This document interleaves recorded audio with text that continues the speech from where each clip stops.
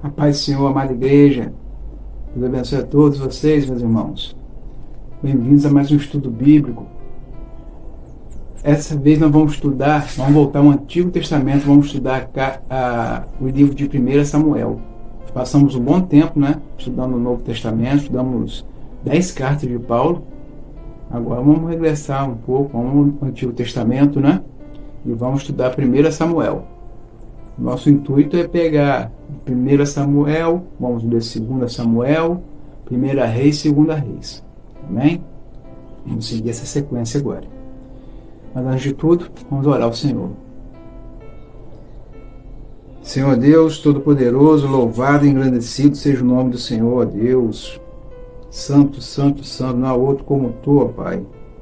Obrigado, Senhor, por teu amor e misericórdia, por teu zelo, pelo teu carinho, por tua paciência para conosco, Pai. Perdoe nossas falhas, nossos pecados, Pai. Abençoe cada irmão que está aqui assistindo esse vídeo, Senhor. Abençoe cada lar representado. Abra nossas mentes e corações. Ministre-nos através do teu Santo Espírito, para que o homem seja apenas um instrumento em tuas mãos, usado para a honra e glória do teu nome, Pai. É importante, Pai, é essencial que a gente diminua e o Senhor cresça cada dia mais em nossas vidas. Muito obrigado, Senhor. Receba a nossa oração em nome de Jesus. Amém. Então, amados, antes, vamos falar um pouco desse livro de Samuel, Esse livro aqui está registrado o quê? A vida do último juiz, ele também era profeta, o último juiz de Israel, que foi o Samuel. Também está registrado a ascensão e o declínio do primeiro rei, que é o Saul. E também vemos aqui a escolha e a preparação daquele que viria a ser o maior rei de Israel, que é o Davi. Tá? O autor desse livro aqui, em sua maior parte, é o Samuel. Lembrando que 1 e 2 Samuel, antigamente, se tratava de um só escrito. Depois ele foi dividido. Tá? Mas essa parte que específica de 1 Samuel não é toda escrita por Samuel, porque aqui se registra a morte de Samuel. Então, com certeza, outras pessoas escreveram, que aí veriam a ser o profeta Natan e o profeta Gade. Que isso aí a gente pode confirmar isso, está escrito lá em 1 Crônicas 29, que fala isso. Ela confirma que não só eram escritos de Samuel, mas haviam escritos de Natan e de Gade. Tá? Esse livro aqui, ele se inicia no final dos dias dos juízes. Tá? E aqui vai relatar o quê? A transição em Israel, a transição da teocracia, que é o governo de Deus, quando Deus governava o povo, para a monarquia, que foi o desejo do povo, ter um rei humano sobre Israel. Então aqui se registra a transição da teocracia para a monarquia em Israel. Amém? Então, dito essas coisas, vamos ler o versículo 1, que nos fala assim: Houve um homem de Ramataim Zofim, da montanha de Efraim, cujo nome era Eucana, filho de Jeroão, filho de Eliú, filho de Tou, filho de Zuf, Efrateu. E este tinha duas mulheres, o nome de uma era Ana, o nome da outra Penina. Penina tinha filhos, porém Ana não tinha filhos. Então o livro que começa com Eucana, um homem da tribo de Efraim, que relata que ele tinha duas mulheres. Uma é a Ana, que quer dizer graça, e Penina, que quer dizer pérola. A Bíblia, ela é um registro histórico fiel. Ela não omite nada. Por isso aqui ela relata que existia a prática da poligamia. Ela não omite isso. Não quer dizer que aprova a prática da poligamia. Por essa aqui, a poligamia não é a intenção original de Deus para o casamento. É um homem se juntar a uma mulher e os dois se tornarem uma só carne. Não se juntar várias mulheres para aí essa união que é espiritual mais do que carnal não está de acordo com a intenção original de Deus. Não é ter várias mulheres, é ter uma mulher. Mas então, irmão, por que isso existiu? Por que foi feito dessa forma? Bem, os homens tinham o objetivo de adquirir mais filhos para que eles pudessem continuar com os negócios da família mais para frente e pudessem garantir a continuação da descendência. Porque nessa época aqui, muitos homens morriam em batalha. Muitos jovens morriam em batalha.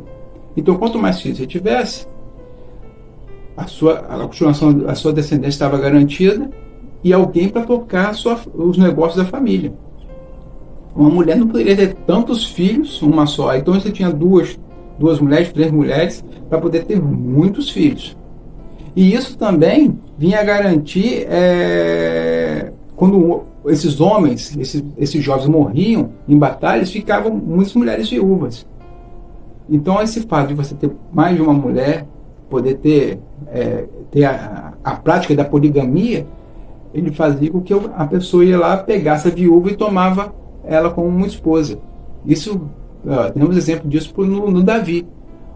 Quando a mulher de Nabal ficou viúva, Abigail, Nabal morreu, o Davi pegou ela como esposa. Isso está lá em 1 Samuel 25. E também tem outro caso de Davi que não foi, que é menos honroso, né? Que é um pecado que ele cometeu, porque ele influenciou no assassinato, ele orquestrou a morte de Urias, e ficando Betseba viúva, o que ele faz? Pega Betseba como esposa. E isso era aprovado dentro da sociedade de Israel. Só que aí, nesse caso, ele orquestrou a morte de Urias. Ele é responsável pela morte de Urias. Não no caso de Nabal é diferente. Nabal morreu, ele tomou Abigail como esposa. O Urias morreu, arquitetado por ele, a morte de Urias, ele toma Betseba como esposa. Tá?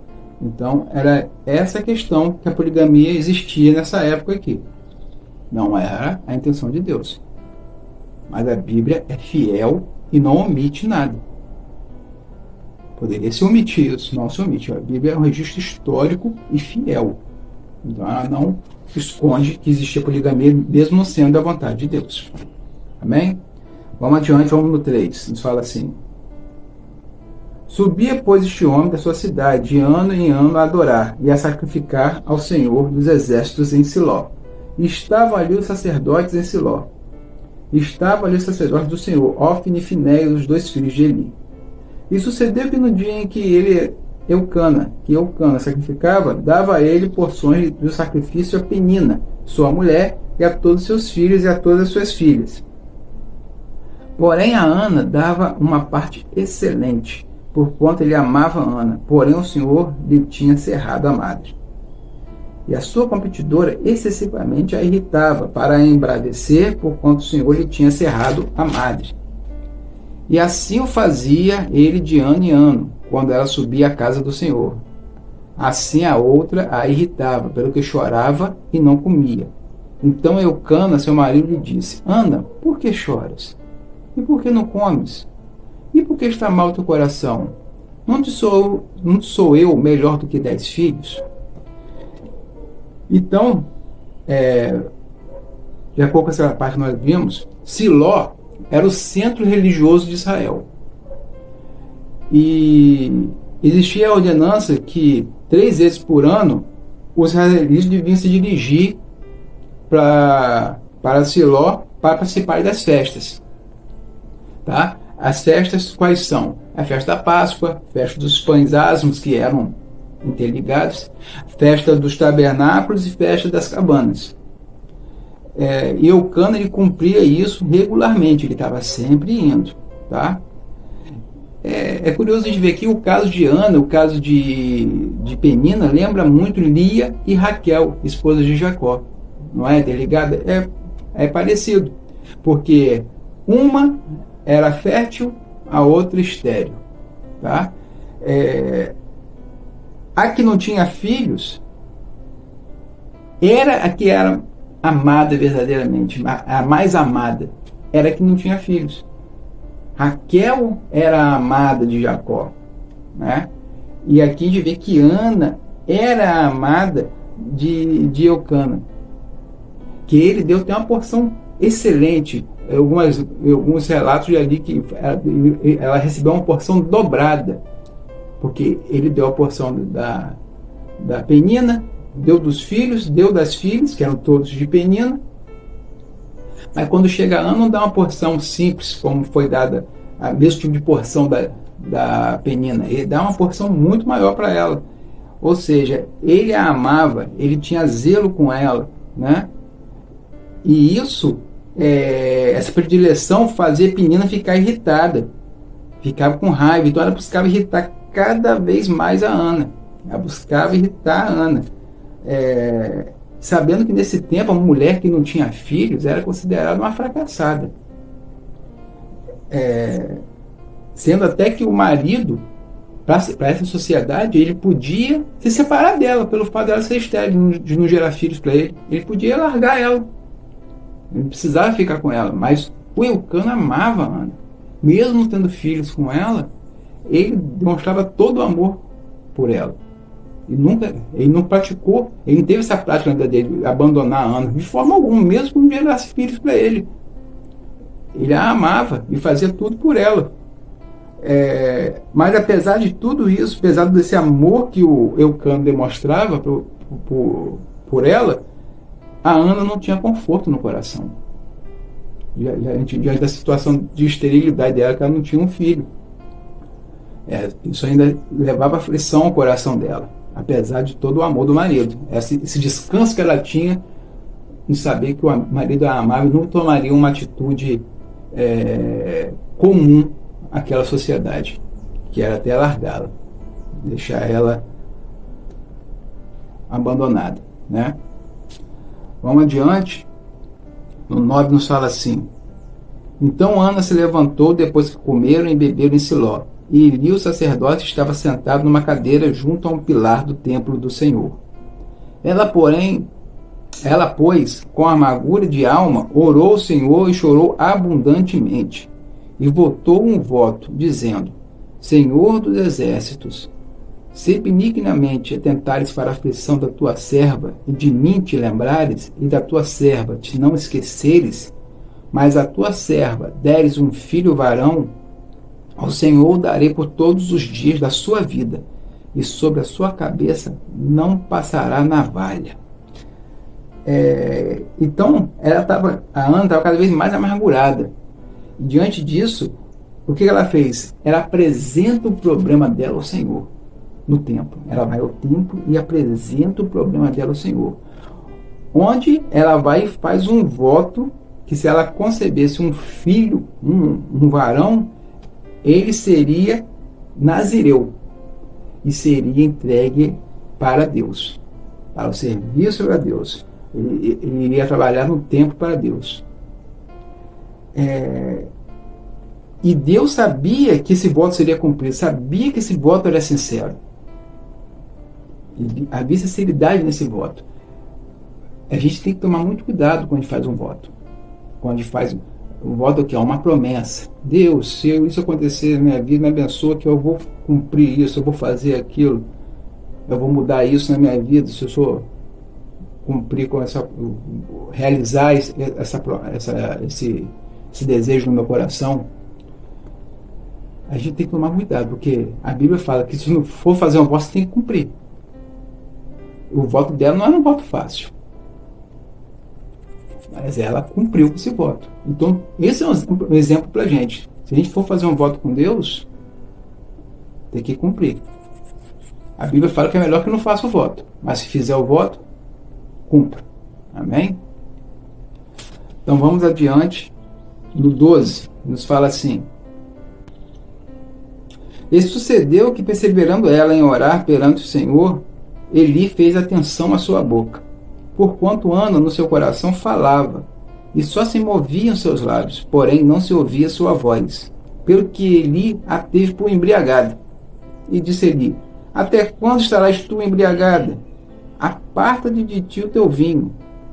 Porém Ana respondeu e disse: não, Senhor meu, eu sou uma mulher tribulada de espírito, nem vinho nem bebida forte tenho bebido, porém tenho derramado minha alma perante o Senhor. Não tenhas, pois, a tua serva por filho de Belial, porque da multidão dos meus cuidados e do meu desgosto tenho falado até agora. Então respondeu Eli e disse: Vá em paz, e o Deus de Israel te conceda a tua petição que lhe pediste. Eli, aqui aparece Eli, ele era juiz e era o sacerdote de Israel nessa época. Ele já estava idoso, já era bem idoso. Ele estava sentado perto próximo a Ana, né? Quando ele vai e vê a Ana orava, mas só balbuciava, não se dava para ouvir a voz dela. Ela estava orando em silêncio, mas a boca dela se mexia. E o Eli já não estava tão desperto espiritualmente. Ele é um homem de Deus. Ele é um homem de Deus, mas ele não estava tão desperto espiritualmente. Ele vai e toma ela por embriagado. Essa mulher está bêbada. Aí a Ana vai e se explica. Explica que ela não era chegada à bebida e que ela estava abrindo o coração para Deus. Ela estava se abrindo para Deus. Então, percebendo que o caso era sério, havia seriedade no que Ana estava fazendo, o Eli a abençoa e a despede em paz. Então ele vai, não, essa mulher não está embriagada. Essa mulher, ela está sendo sincera para com Deus, ela está abrindo o coração. Então que Deus abençoe você, atenda o seu pedido, vá em paz. É isso a atitude de Eli, depois que ele percebe que ele estava errado quanto a Ana. Vamos adiante, no 18 fala assim: E disse ela: Acha tua serva graça em teus olhos. Assim a mulher se foi seu caminho e comeu, e o seu semblante já não era triste. E levantaram-se de madrugada e adoraram perante o Senhor. E voltaram e vieram à sua casa a Ramá. Eucana conheceu a Ana, sua mulher, e o Senhor se lembrou dela.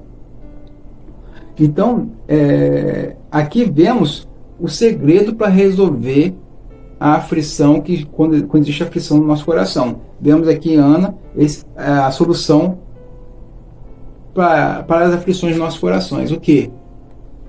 Abrir o nosso coração para Deus e confiar nele. Não é só abrir o coração, mas confiar. Você vê que depois disso tudo, desse relato, que ela abriu o coração para Deus, ela já não estava tão triste. Que ela confiou, ela não, falei com Deus, abri meu coração para Deus, vou confiar no Senhor. Ana agora volta a fazer o quê? Ela volta, já descansada no Senhor, volta para casa, depois do período de adoração que eles tiveram lá em Israel, porque a festa em Israel não era um dia. A pessoa viajava para Israel, levava uns dias lá, tá? Então, quando eles voltaram para casa, quando ela voltou à rotina dela tranquila, descansada no Senhor, Deus se lembrou dela. Ela volta à sua rotina, no seu dia a dia, tem relacionamento com Eucana, e Deus se lembra dela. Ou seja, ela é engravida. Amém? Vamos aqui adiante no 20. E sucedeu que, passado algum tempo, Ana concebeu e teve um filho, e chamou seu nome Samuel, porque dizia a ela: O tenho pedido ao Senhor. Então, nesse versículo aqui, vemos o nascimento de Samuel. Só frisar que Samuel quer dizer, o significado de Samuel é nome de Deus ou Deus ouve. Tá? Esse é o significado do nome de Samuel. Vamos ao 21. E subiu aquele homem Eucana com toda a sua casa a sacrificar ao Senhor o sacrifício anual e a cumprir o seu voto. Porém, Ana não subiu, mas disse a seu marido: Quando o menino for desmamado, então o levarei para que apareça perante o Senhor e lá fique para sempre. E Eucana, seu marido, lhe disse: Faze o que bem te parecer a teus olhos. Fica até que o desmames. Tão somente confirma o Senhor a sua palavra. Assim ficou a mulher e deu leite a seu filho até que o desmamou. Então Eucana voltou, aí passou um tempo do nascimento de Samuel, claro. Eucana voltou a cumprir o seu voto, o seu compromisso, o compromisso dele de ir regularmente às festas em Siló, quando chegasse a época das festas. Porém, Ana não foi com ele dessa vez, porque ela falou que Nesse primeiro momento, ela ficaria com Samuel. Ela só iria para lá quando ele estivesse desmamado, porque ele já iria ficar definitivamente entregue no templo ao Eli, tá? Que aí ela estaria aqui cumprindo o seu voto.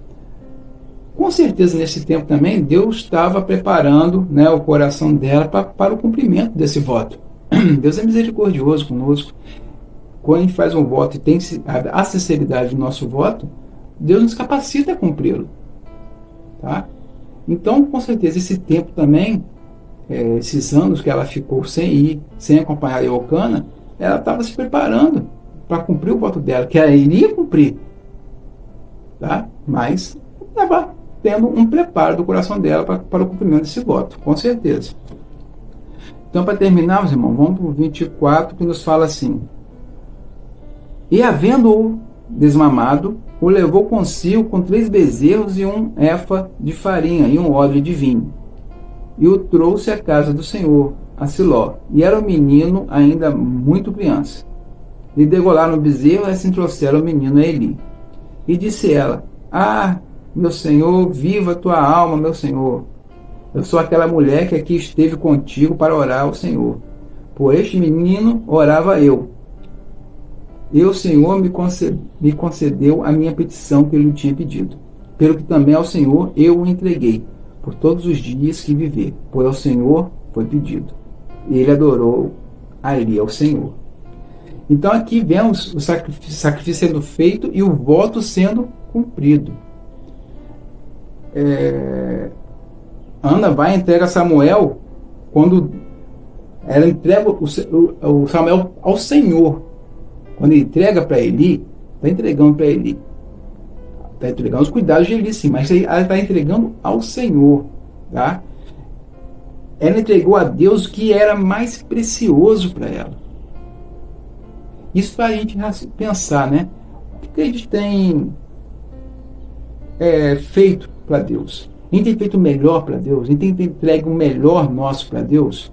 A gente tem entregue o que é mais precioso para a gente ao Senhor? Às vezes a gente não faz o mínimo para Deus. Às vezes não, a maioria das vezes, a grande maioria das vezes a gente não faz o mínimo para Deus. Às vezes não separa o melhor nosso para Deus. Não separa o melhor do nosso tempo para Deus. Quantas vezes a gente vai orar, vai fazer uma oração, vai ler a palavra, é na correria, é no corre-corre, é naquele tempinho correndo, você não separa o melhor seu para Deus. O melhor do seu tempo. Isso é o mínimo que eu estou falando. O melhor do seu tempo, o melhor do tempo nosso a gente não separa para Deus muitas vezes. Aí o restante das coisas do dia a dia, você tem tempo. Para o lazer, às vezes tem tempo. Para descansar tem tempo. Mas para falar com Deus, para ler a sua palavra, para se dedicar um pouco a Deus, não tem o melhor do seu tempo para Deus. Não tem o melhor das suas finanças para Deus. Não tem o melhor do seu trabalho para Deus. Não tem o melhor da sua adoração para Deus. Isso serve para mim, serve para todos os irmãos. A gente refletir na situação. Que a Ana, ela deu o que era melhor para ela. Ela não deu o que era cômodo para ela. Às vezes a gente faz o que é cômodo. Quando chega ao ponto de machucar, de trazer um desconforto para a gente para. Só faz o que é cômodo. Então devemos ter Ana como esse parâmetro, né? De a gente entregar o que é melhor para a gente, o que é melhor para Deus. Buscar até a fidelidade que Ana teve e cumprir o seu voto. Ela foi fiel, um voto difícil de ser cumprido. Ela fez o voto e cumpriu. Nessa época aqui, Samuel deveria ter um pouco mais de 3 anos, entre 3 e 4 anos, que era mais ou menos o tempo do desmame, naquela época. Desmamava com 3 anos e pouquinho, 3 anos e pouco, tá? Então é mais ou menos essa idade que Samuel é entregue ao Eli no templo para servir a Deus. Amém? Então a gente encerra aqui o primeiro capítulo de 1 Samuel, amados. Espero ter sido bênção para vocês. Semana que vem, Deus assim permitir, estaremos estudando o segundo capítulo. Então, uma semana de paz, semana de alegria, uma semana vivida na presença do Senhor. Que as bênçãos do Senhor estejam sobre sua vida e sobre a sua casa. Vamos orar? Senhor Deus Todo-Poderoso, louvado e engrandecido seja o teu santo nome, ó Deus. Obrigado por teu amor, misericórdia, zelo e carinho. Obrigado por tudo que aqui foi realizado, Pai. Obrigado pela oportunidade que o Senhor nos dá de estudar a tua palavra, de aprender mais, de entender as Escrituras, Pai, para que nós possamos pôr em prática em nossas vidas, Pai. Muito obrigado, Senhor. Peço que o Senhor esteja abençoando cada família aqui representada. Abençoe cada irmão, sustente-os, fortaleça-os, que eles possam se tornar colunas nas suas famílias, na tua igreja e diante dessa sociedade cada vez mais caída, para que todos vejam a luz do Senhor, vejam a face de Jesus no rosto de cada irmão, para a honra e glória do teu nome, ó Deus. E possamos ser salvos nesse mundo, para a honra e glória do teu nome. Receba a nossa oração, muito obrigado por tudo. Receba a nossa oração e nosso agradecimento em nome de Jesus. Amém. Então, amados, fiquem com Deus. Semana que vem nós veremos novamente. Uma semana de paz, uma semana de bênçãos para vocês. Tchau, tchau. Shalom.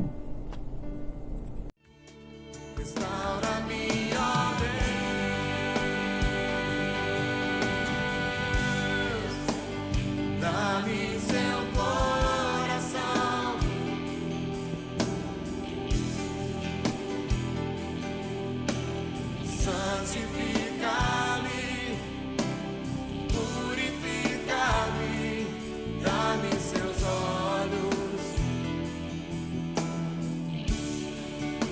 restaura-me, ó Deus,